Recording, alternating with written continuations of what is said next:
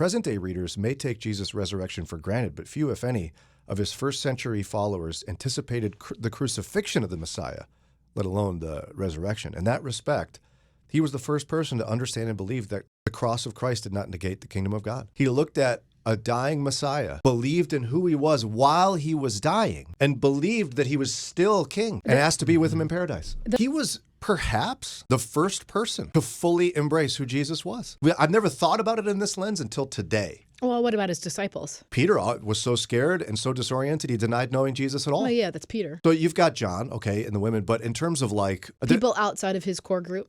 People outside of his core group, you've got a guy that hasn't even experienced the resurrection yet and seen it. Thomas wanted to touch Jesus' wounds before he believed in who he really was and that it was true that he conquered death. This guy believed. That's wild. Because you think like the inner three, Peter, James, and John, they were there to see Jairus' daughter raised from the dead. Yes. And then the bigger group of 12 or maybe more saw Lazarus come out of the grave. And so people were seeing his power along with the other miracles along the way. But then this guy, as far as we know, had not seen any of that. He had word of mouth on a few things probably, but he believed. And he did it.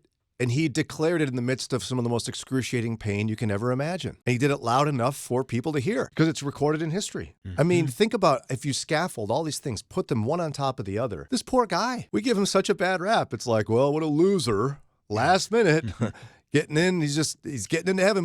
But no, what courage, what strength of will.